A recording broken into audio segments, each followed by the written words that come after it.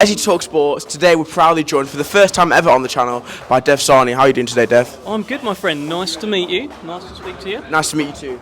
So we're here at the Daniel Dubois currently lining up the skipping rope right now. We're here at Daniel Dubois' open media workout ahead of his fight against Alexander Usyk. First thing, how do you think he's going to fare against that? Because I think it's safe to say he's a bit of an underdog.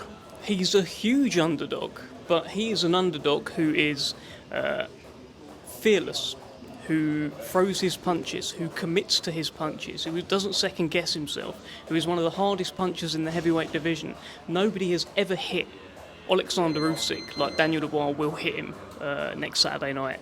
And he's rightly the underdog because this is a huge step up. But we believe he can pull it off. What do you think Daniel possesses that is going to most affect Usyk and cause him problems? It's his power, it's his fearlessness, it's his aggression. It's the fact that he's not going to really care about what Usyk's doing in there.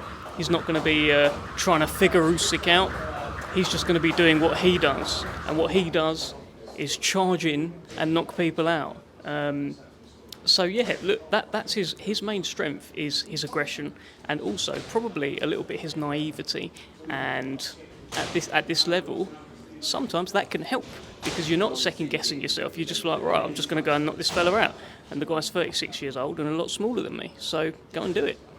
Do you think as well, because Usyk's been in with some big names, Derek Chisora, Tony Bellew, Anthony Joshua, do you think there could be a possibility that Usyk may be underestimating Dubois, especially with the fact that everybody thinks it's going to be a straightforward win for him? I hope so. Personally, I don't think he will underestimate him though. As much as we can think that he will and that it will be in his head kind of thing, I think he's a real professional, and I think he's meticulous, and I think he knows the dangers of Daniel Dubois. So I actually don't think he will underestimate him, but I hope he does. Okay, so now a little bit more. We've had a action-packed weekend for the heavyweight division. Anthony Joshua was obviously the biggest name heavyweight that fought. What did you make of his performance versus Robert Helenius? Yeah, look, they would have wanted a highlight reel knockout and momentum. They got a highlight reel knockout and a bit of momentum. So the end goal was achieved, and he's a winning fighter. Now 1-2 on the bounce. You can't say, he's lost his last two fights. He's 1-2 on the bounce now. So he's got a bit of momentum. But look, everyone can see that he's not the fighter he was. And I don't know, you take away some of the aggression that he used to have, and he kind of just becomes another heavyweight.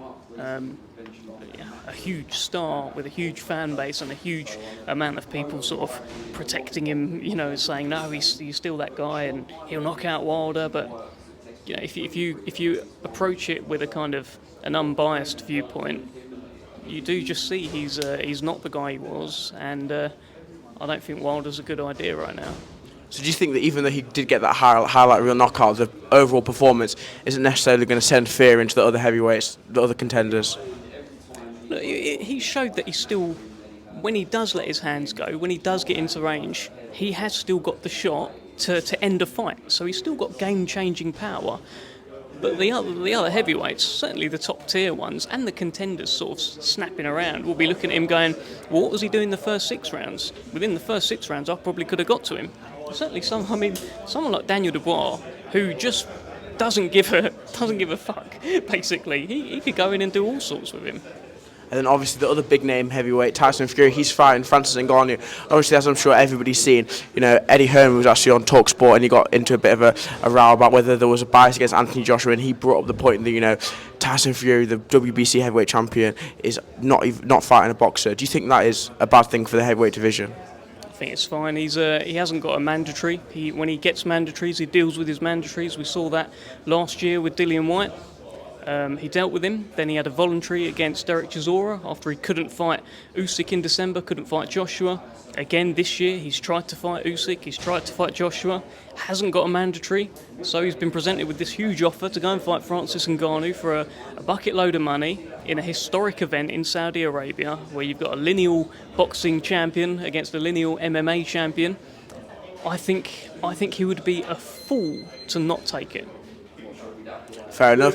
And let's just say Daniel Dubois does pull off the upset and beats Alexander Usyk. Do you think that he would then go on and fight Tyson Fury? Obviously, both under Frank Warren's promotion, that could be an easy fight to put together.